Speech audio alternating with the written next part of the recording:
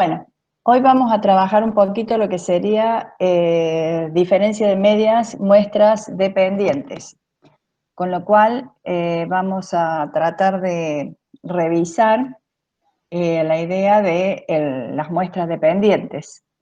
Dijimos que cuando tenemos una población que está sujeta a un estudio, en el cual tomamos un conjunto de elementos de esa población, tomamos una muestra, por ejemplo, de elementos de esa población.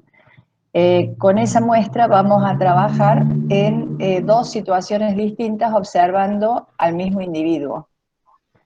En esa situación, entonces, como es el mismo individuo que es observado en dos situaciones diferentes o el mismo elemento observado en dos situaciones diferentes a las que es sujeto, se va a considerar en la situación de muestras dependientes. Por ejemplo, si tomamos una muestra de personas y evaluamos determinado resultado de cada una de esas personas en una determinada prueba o test, y luego realizamos un cambio, que puede ser un curso, puede ser una charla, puede ser algo que supuestamente tenga que provocar un efecto significativo sobre el individuo. Ese mismo individuo posteriormente a ese cambio se lo analiza y el resultado que obtenemos en cuanto a su rendimiento, por ejemplo, antes y después de esa modificación, es el valor de la variable antes y después, pero es el mismo individuo que es sujeto a estudio o análisis, lo cual trae aparejado una dependencia en el sentido de que conserva todas las características propias del individuo que va a influir tanto en la situación anterior como posterior al tratamiento que se le ha aplicado. Entonces, en ese caso de muestras dependientes, el tratamiento que vamos a hacer es el que vamos a ver hoy. Desde ya tenemos una sola muestra, en la cual los sujetos, cada uno de ellos es analizado antes y después de un determinado tratamiento, y en esa situación en que el mismo elemento es observado dos veces, generamos dos valores de la variable, uno antes y uno después. Entonces allí es donde se hace la comparación de los resultados antes y después. En definitiva, lo que vamos a tener es una diferencia entre la situación anterior y posterior, y esa diferencia va a ser nuestra variable de estudio. Entonces, va a ser más bien una estimación y una prueba de hipótesis para la media poblacional de las diferencias. La media de las diferencias. La variable es la diferencia, la media de las diferencias, y vamos a hacer una prueba de ese parámetro que es la media de diferencias. O sea que cambiamos un poquito el planteo, porque antes hablábamos de la diferencia de medias, porque había una media para un grupo y otra media para otro grupo. Acá estamos hablando de la diferencia como variable y de la media de las diferencias. Entonces nuestro parámetro es la media de diferencias en la población, que es totalmente desconocido, y el estimador de ese parámetro va a ser la media de las diferencias en la muestra.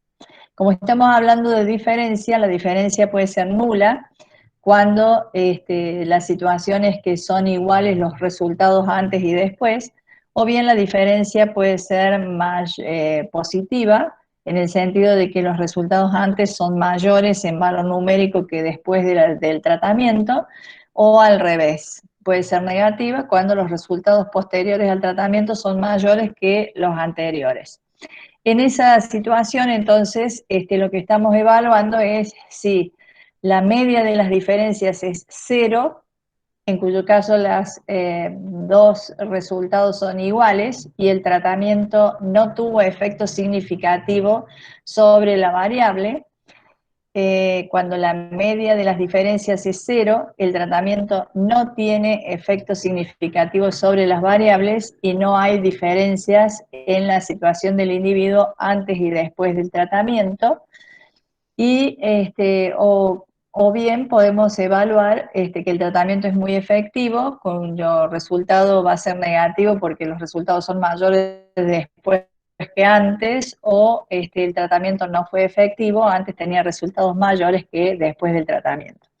Bueno, la idea entonces sustancial es que el tratamiento es efectivo cuando provoca efectos significativos sobre la variable, y la hipótesis nula dice que la media de las diferencias es nula, o sea, partimos de que no hay efectos del tratamiento para, por último, demostrar que sí hay efectos del tratamiento cuando rechacemos la hipótesis nula, cualquiera sea el planteo de la prueba. Acá vemos un ejemplo donde dice, se desea comparar el rendimiento de 6 operarios en 2 turnos de trabajo, mañana y tarde, ya que se sospecha que los indicadores son diferentes en ambos turnos.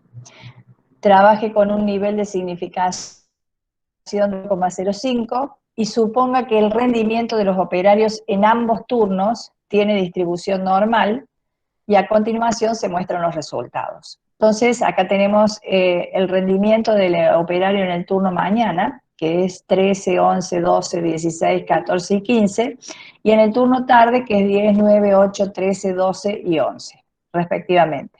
Entonces, lo que vamos a analizar, conforme a lo que yo dije, es la variable diferencia, y la diferencia que hay entre los 2 turnos en cuanto al rendimiento. Entonces, supongamos que sean cantidad de piezas realizadas por el operario.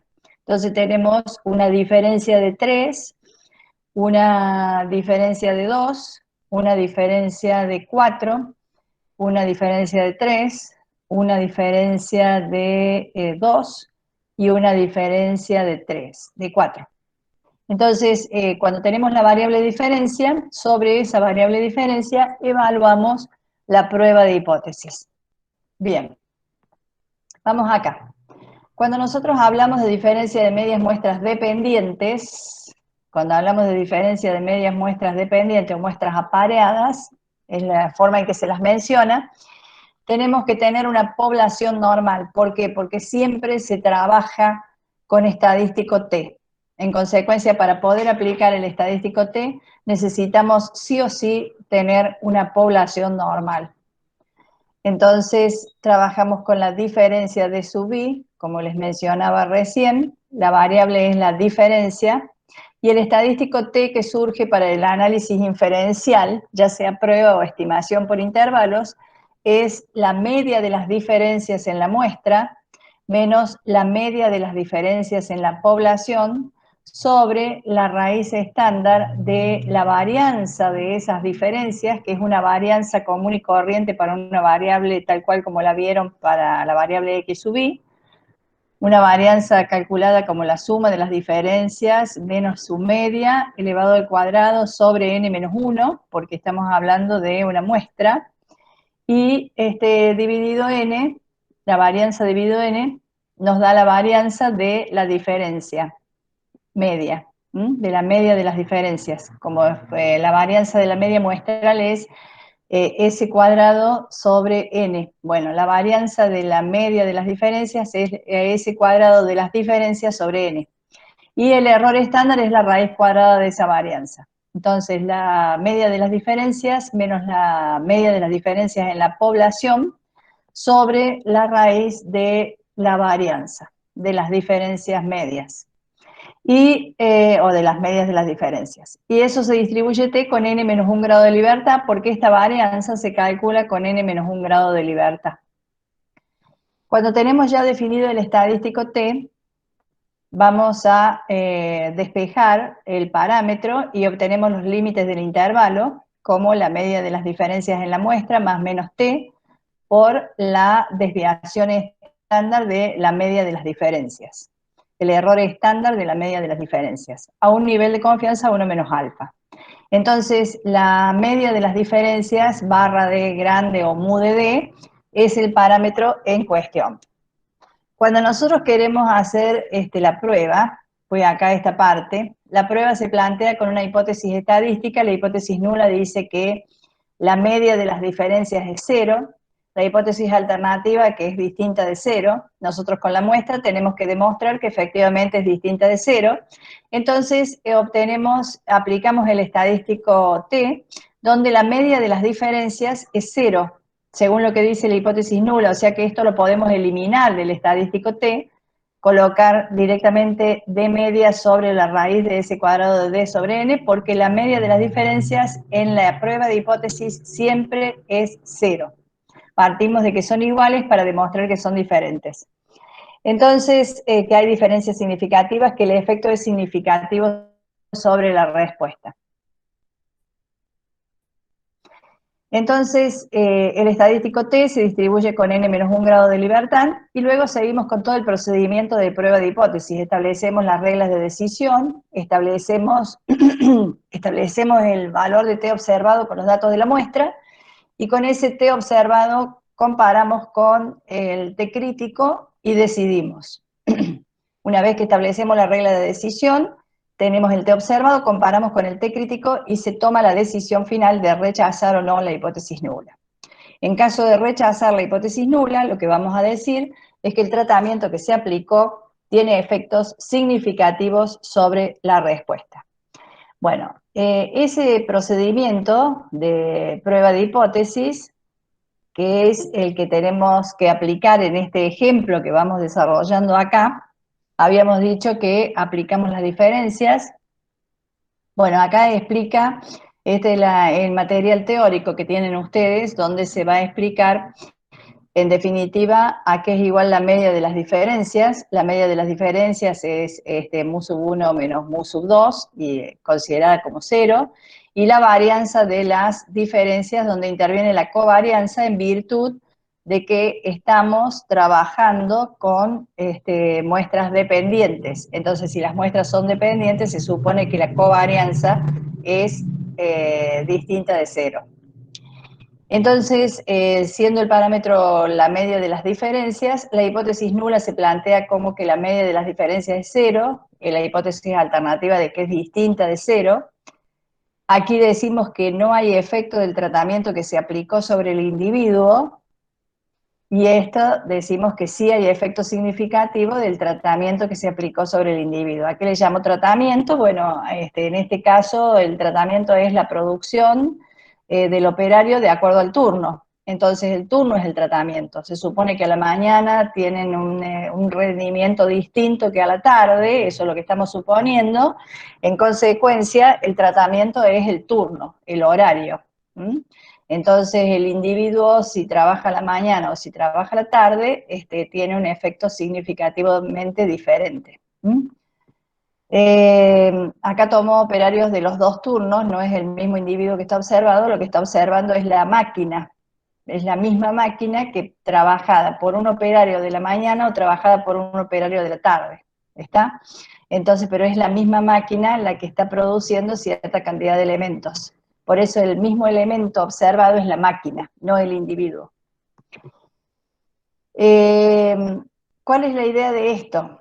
Bueno, tenemos que las hipótesis se plantean de este modo, y el estadístico que vamos a utilizar es el estadístico T. Pero antes de eso, la diferencia entre cada una de las observaciones nos da lugar a la media de las diferencias, que se calcula como la suma de las diferencias sobre n, como toda media, y la varianza de las diferencias, que se calcula o que se termina definiendo como la varianza de las diferencias sobre n.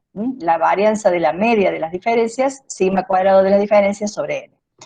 Bien, lo que nosotros acá tenemos en cuanto a la elección del estadístico de prueba, se plantean algunas alternativas: varianza poblacional desconocida y conocida. Bien, en todos los casos la varianza poblacional es desconocida. Si es conocida fuera z, pero es imposible en el caso de muestras dependientes tener una varianza conocida en la población. ¿Por qué razón es imposible? Porque si ustedes toman una situación y aplican un tratamiento, no vamos a tener nunca el dato de la población, porque no aplicamos el tratamiento a toda la población. El tratamiento es un experimento que estamos haciendo para ver los resultados y el efecto del tratamiento, ¿no? En consecuencia, la poblacional nunca la vamos a tener, pero si la tuviéramos, sería estadístico Z. Con varianza poblacional desconocida, nosotros usamos un estadístico T, que está planteado como la media de las diferencias sobre el error estándar de la media de las diferencias, que es la desviación estándar de las diferencias diferencia sobre la raíz del tamaño de la muestra, se distribuye t con n-1, que es el estadístico que les mencioné antes, y que en este estadístico no se toma el parámetro porque la media de las diferencias se considera nula a los fines del planteo de que las poblaciones son iguales hasta que se demuestre lo contrario. El error estándar de las diferencias, fíjense cómo se resuelve, la raíz cuadrada de la suma, ¿sí? ¿Siempre se considera nula? Sí, siempre se considera que las poblaciones son iguales, Bien. por eso se considera que la media de diferencias es nula. Esto en términos de lo que es la prueba de hipótesis. En la estimación por intervalos la desconozco directamente y trabajo a partir de los límites para estimarla. ¿Mm? Claro, sí, sí, pero Pero cuando calculamos el en el estadístico planteo es de nula. prueba, claro, en el planteo Bien. de prueba es nula la media de la diferencia. Igual yo en lo personal no lo coloco, o sea, no la elimino, digamos, en el estadístico. La estructura del estadístico es siempre la misma, ¿está? O sea, es la variable menos su media sobre su desviación estándar. Entonces mantengo la estructura del estadístico, no lo elimino. Acá les explico que el material de estudio lo ha elaborado otro profesor y él lo elimina en todas las expresiones algebraicas, en todos los estadísticos, elimina el parámetro porque considera que las poblaciones son iguales y el parámetro se anula cuando partimos en la hipótesis nula de esa situación, de que son iguales y después hasta que demostremos lo contrario, ¿no? Pero por eso los estadísticos de las hipótesis los plantea eliminando el parámetro porque lo considera nulo. Nosotros acá tenemos entonces que con estos elementos planteamos las hipótesis estadísticas. Entonces, si nosotros vamos al ejercicio, decimos que la media de las diferencias es nula, que la media de las diferencias es distinta de cero. Aquí estamos diciendo que no hay diferencias en el rendimiento del operario en el turno mañana y el turno tarde, y en la hipótesis alternativa que efectivamente hay un rendimiento diferente en los distintos turnos, que el turno tiene un efecto significativo sobre la respuesta. Entonces, que el empleado del turno mañana sobre esa máquina trabaja de una manera más efectiva que el empleado del turno tarde. En este caso, el estadístico de prueba va a ser el estadístico que hemos definido y fijamos un nivel de significación alfa de 0,05. Recuerden, es una prueba bilateral. Por lo tanto, ese 0,05 se distribuye en dos partes, en una distribución que es simétrica, como la T de Student. Entonces, si distribuimos 0,025 en la izquierda y 0,025 en la derecha, tenemos que calcular los puntos críticos teniendo en cuenta el 0,025 de la izquierda y los 5 grados de libertad, porque hay 6 empleados menos 1, 5, y el valor del punto crítico es menos 2,57. Y si tomamos el de la derecha, que es 0,975 la probabilidad acumulada, porque hacia la derecha del punto tenemos 0,025, y 5 grados de libertad tenemos 2,57 positivo. Con estos puntos críticos establecemos la regla de decisión. Se va a rechazar la hipótesis nula si el valor del T observado es superior a 2,57 en términos absolutos. Y se va a no rechazar o aceptar la hipótesis nula si el valor del T observado es menor o igual a 2,57, que es el punto crítico. Entonces, el valor del estadístico observado es 8,22. Hacemos el cálculo, la media de las diferencias nos da 3, el error estándar de las diferencias se calcula de esta forma y el valor del T observado es 8,22. Con ese valor de T observado comparamos con los puntos críticos y vemos que pertenece a la región de rechazo. Es mayor a 2,57. Si ese valor es mayor a 2,57, se va a rechazar la hipótesis nula al nivel alfa de 0,05 y se concluye que el rendimiento promedio de los obreros es diferente en los turnos de trabajo. O sea, ¿esto qué quiere decir? La máquina que ha sido sometida o sujeta al tratamiento de que trabaje un empleado u otro empleado, se observa que tiene un rendimiento diferente o significativamente distinto de acuerdo al empleado que se le asigna en el turno mañana o tarde. Entonces, hay un efecto significativo. Los empleados del turno mañana tienen un rendimiento diferente o significativamente distinto que los empleados del turno tarde. Bueno, cuando nosotros procesamos los valores en Infostat, obtenemos una salida de Infostat, que es esta que vemos acá, que si ustedes observan esta salida, vamos a poner un poquito más grande para que la vean bien, tenemos las 6 observaciones, la media de la diferencia de las diferencias, que es 3, la media de las diferencias, que es 3, la media 1 y la media 2, que no nos sirve para nada, el error estándar de las diferencias, que es 0,89, obtenemos los límites del intervalo al 95%, el valor T observado, que es 8,22, y el valor P asociado al T observado, que es 0,0004. Con ese valor P que tiene este T observado, si lo comparamos con el alfa de 0,05, vamos a rechazar la hipótesis nula. Y si el alfa fuera de 0,01, también rechazaríamos la hipótesis nula. O sea que con este valor P tan chico, no habría posibilidad, con un alfa razonable, de no rechazar la hipótesis nula. Solamente nos conduce a rechazar la hipótesis nula. Entonces, hay diferencias significativas de manera considerable. Si calculamos los límites del intervalo de confianza al 95%, los límites tienen la particularidad de estar evaluando o estimando la media de las diferencias. Entonces, si los límites pasan de negativo a positivo, implica que abarcan el valor 0 y por lo tanto la media de las diferencias puede ser nula, y lo que nos está diciendo es que no hay diferencias significativas. Pero si los límites son ambos positivos o ambos negativos, estaríamos en una situación donde el 0 no se incluye entre los límites, lo cual indica que hay diferencias significativas, que nunca pueden ser nula la diferencia, que las poblaciones no van a ser iguales bajo ningún concepto, porque la estimación es de un valor o positivo o negativo, pero no abarca el 0. Entonces, para la media de las diferencias, ¿no?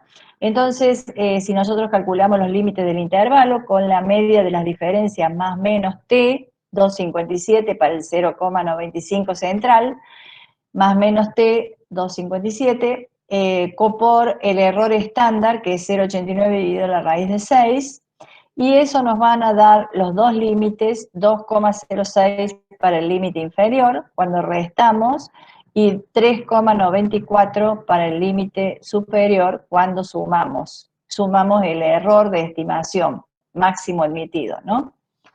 Y obtenemos de ese modo los límites que no abarcan el 0 y que al no abarcar el valor 0, que es la media de las diferencias cuando es nula, está diciendo que hay diferencias significativas al 0,95 de nivel de confianza. Obviamente, siempre que el nivel de confianza sea totalmente complementario al nivel de significación alfa, 0,05 de alfa, 0,95 nivel de confianza, las decisiones van a ser iguales. Con esta decisión que tomamos en la hipótesis nula, al rechazar la hipótesis nula, decimos que hay efectos del tratamiento, que hay diferencias significativas entre los rendimientos del turno mañana y turno tarde, y aquí observamos lo mismo. Al no abarcar el 0, hay diferencia significativa en el rendimiento del turno mañana y turno tarde. Bueno, esto es la diferencia de medias, muestras dependientes. Si nos vamos acá tienen otro ejemplo en el cual trabajamos con la gerencia de la empresa DF, una cadena de mueblerías, diseñó un plan de incentivos para los vendedores. A fin de evaluar este plan innovador, se seleccionaron 12 agentes de ventas aleatoriamente y se registraron las comisiones promedio por ventas percibidas semanalmente antes y después del plan. Entonces, los empleados, los vendedores, son considerados para llevar adelante un nuevo plan de incentivos, con el cual con el plan de incentivos se supone que van a mejorar las ventas. Entonces, tomamos los valores de las ventas del empleado antes del plan de incentivos y después del plan de incentivos. Los valores de las diferencias, y esta es nuestra variable, la diferencia en las ventas del empleado antes y después de aplicarle un plan de incentivos. O sea, esto sería ventas sin plan de incentivos, con plan de incentivos en el mismo empleado. Bueno, con esto entonces sacamos la variable diferencias y para la variable diferencia calculamos la media que nos da menos 1,33. ¿Qué significa que sea menos 1,33? Que antes teníamos menos ventas que después de aplicar el plan de incentivos. O sea que el plan de incentivos provocó mayores ventas. Por eso es que la diferencia entre las ventas antes y las ventas después es negativa. Esto está indicando que efectivamente hubo un mejor nivel de ventas después de aplicar el plan de incentivos. Pero no sabemos si esa mejoría es tan importante como para considerar que hay diferencias significativas al haberle aplicado el plan de incentivos.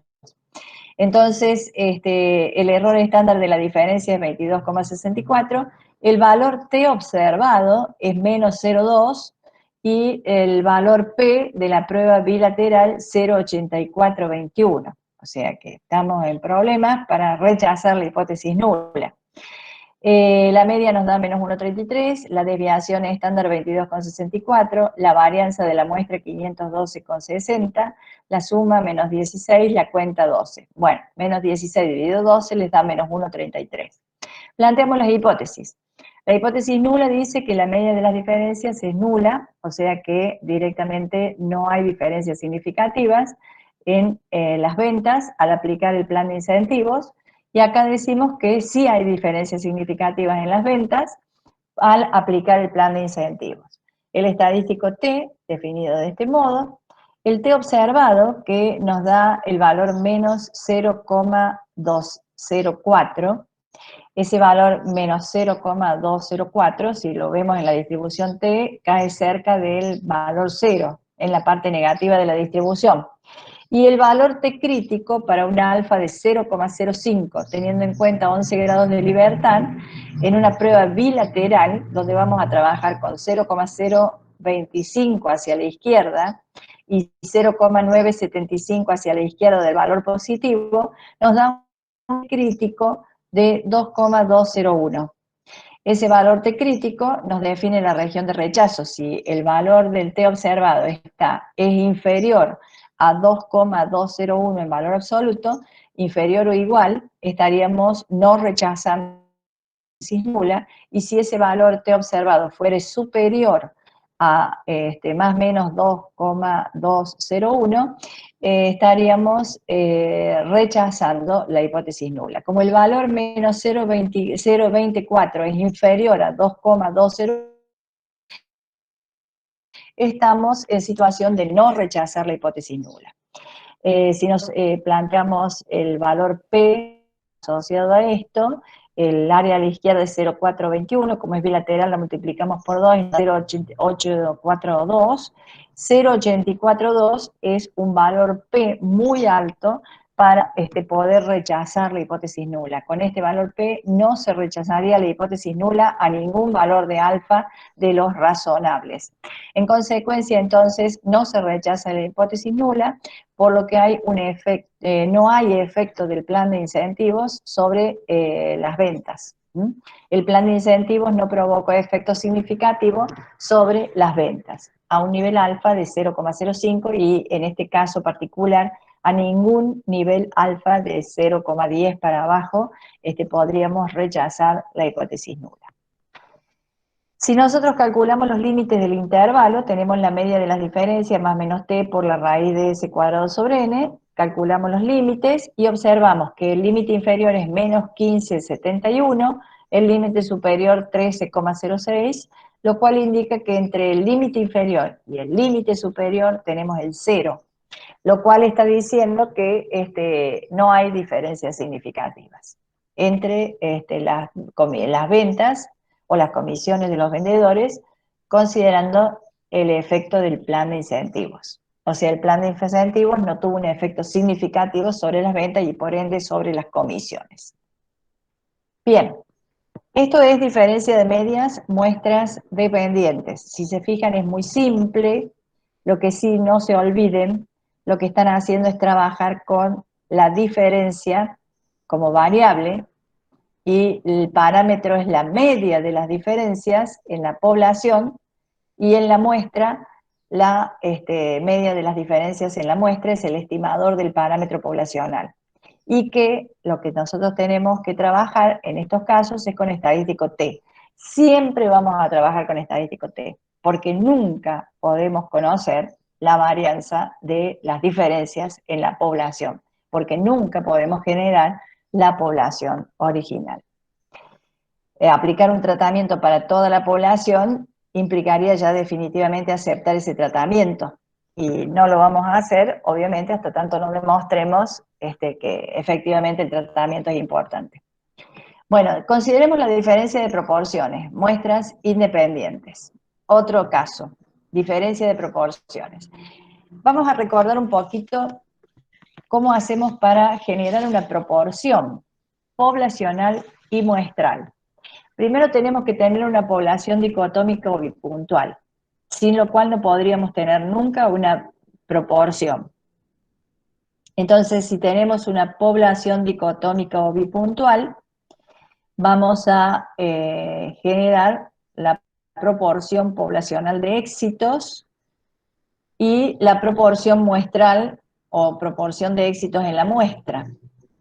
Recordemos, la población bipuntual es la que se divide en dos categorías, mutuamente excluyentes y exhaustivas, en las que tenemos una de ellas definida como éxito y la otra como fracaso, y la proporción de K elementos éxitos en la población sobre la N mayúscula poblacional nos va a dar la proporción de éxitos en la población, que es el parámetro en estudio.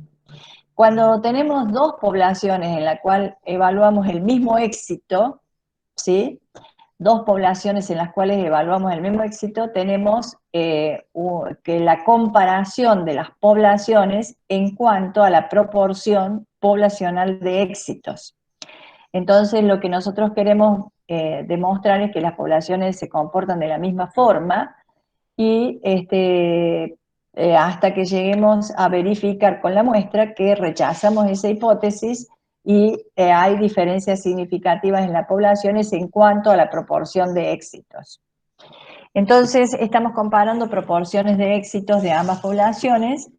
La diferencia de las proporciones poblacionales puede ser nula o será nula cuando no haya diferencias entre las poblaciones en cuanto al éxito a que se refiere, y vamos a tener una diferencia de proporciones distinta de cero cuando efectivamente haya diferencias significativas.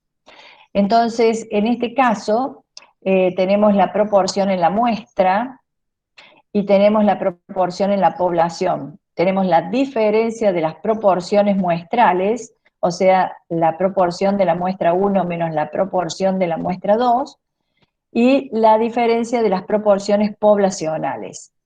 El parámetro va a ser la diferencia de proporciones poblacionales, cuya esperanza matemática, la esperanza matemática de la diferencia de proporciones muestrales es la diferencia de proporciones poblacionales.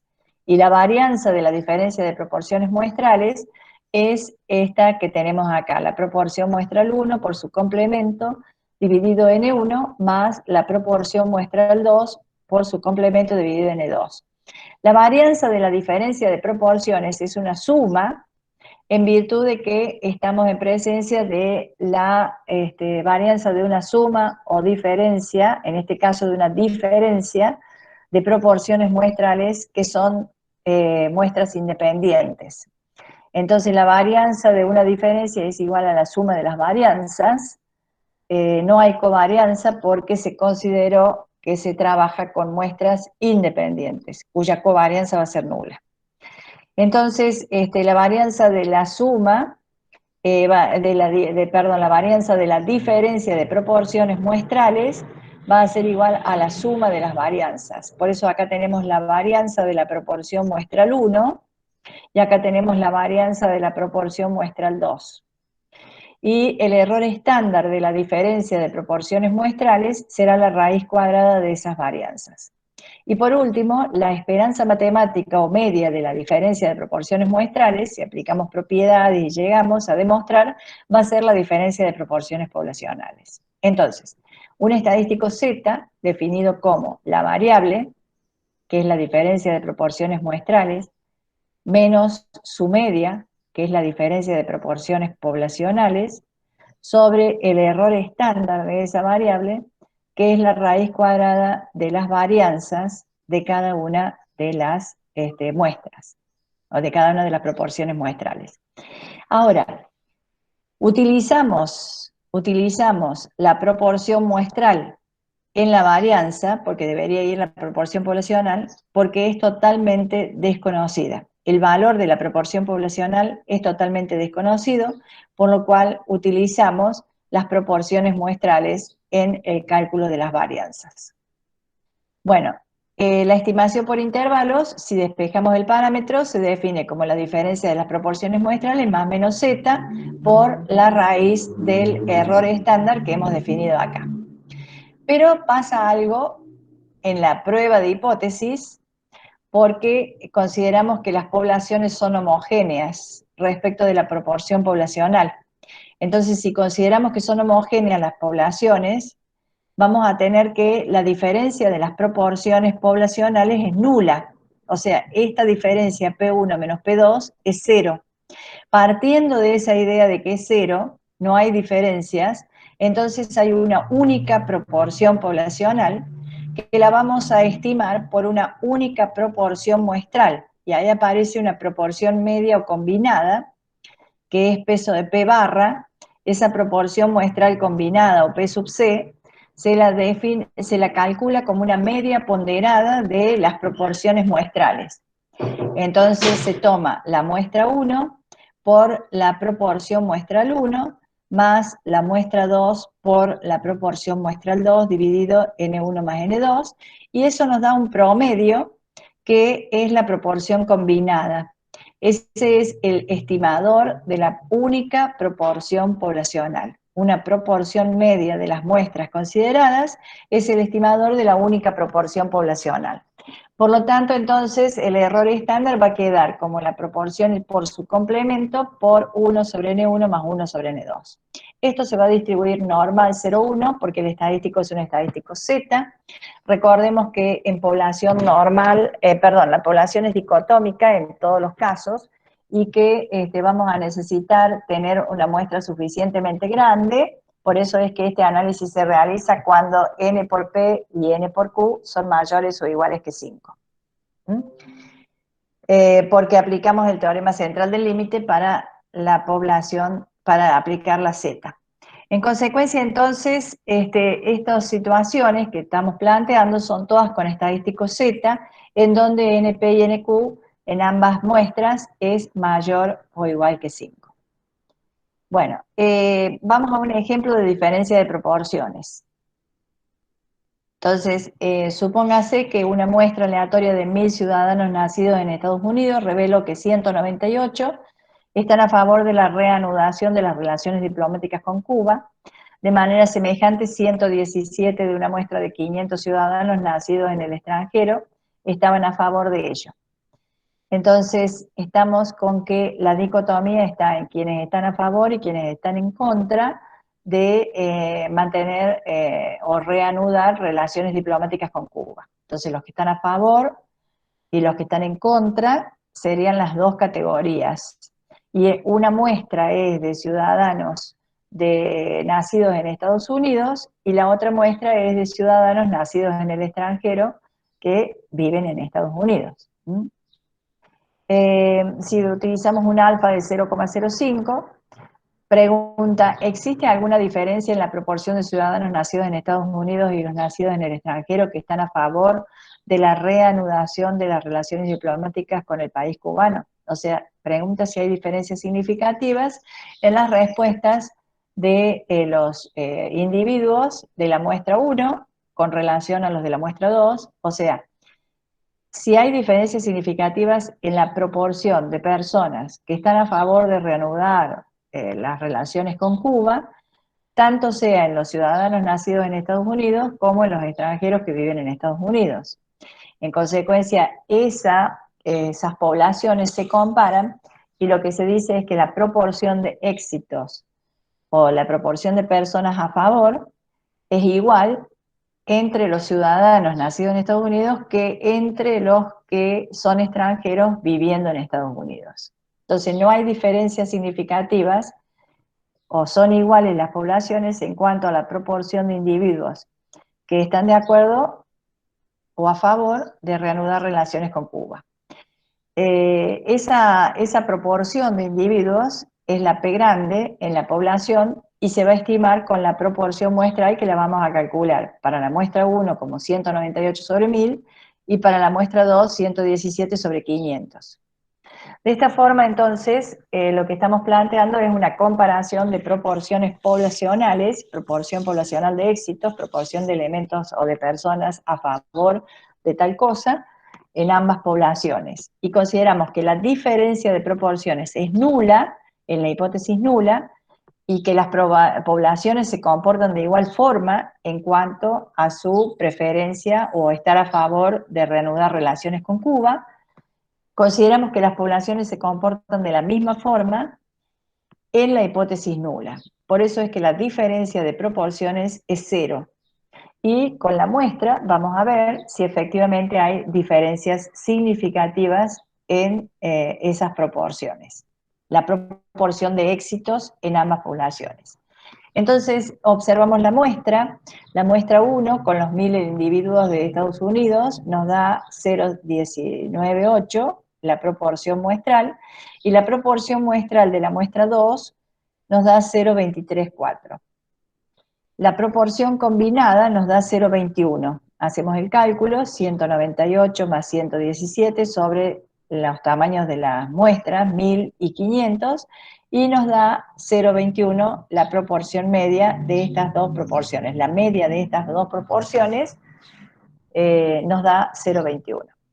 La diferencia de proporciones muestrales, que es la diferencia de estas dos, nos da 0,036. 0,234 menos 0,198 nos da 0,036.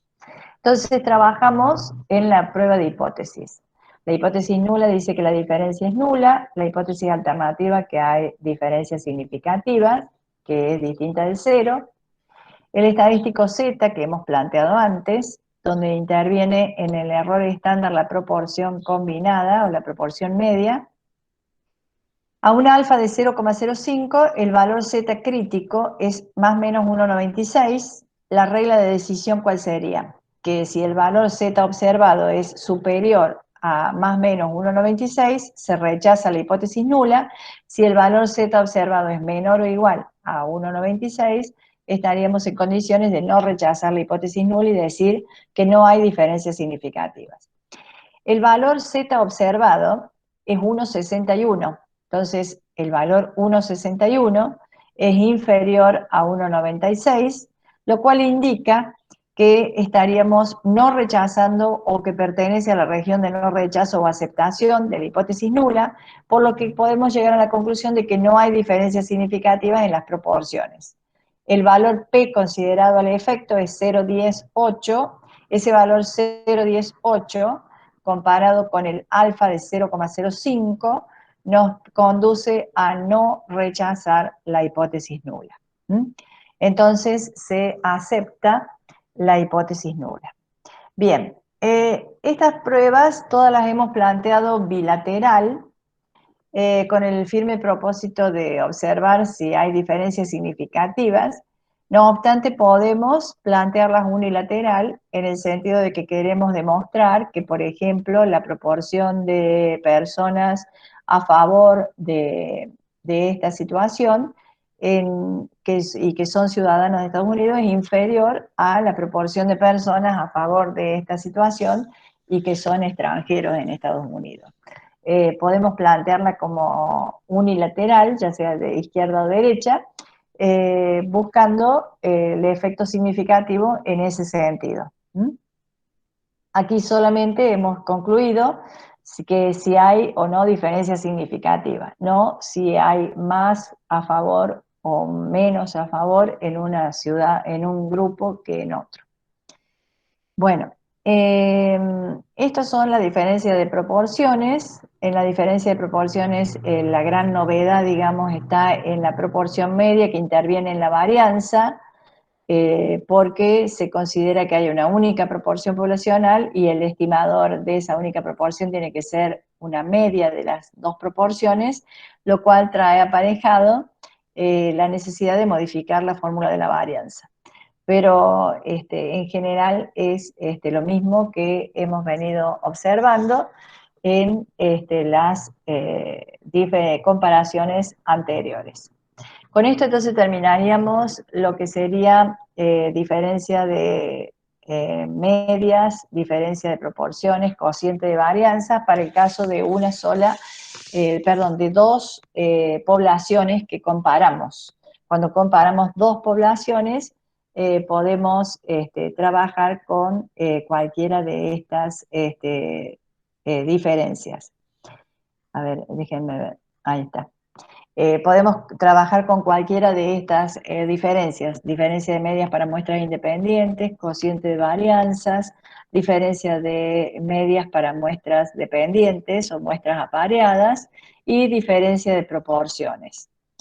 Lo que nos queda de ver de esta unidad es el caso de la comparación de más de dos poblaciones, el único caso que vemos, que es el análisis de la varianza a un factor. Vamos a desarrollarlo en la clase del jueves, y vamos a trabajar un poco en ese tema. Bueno, cuéntenme qué dudas tienen.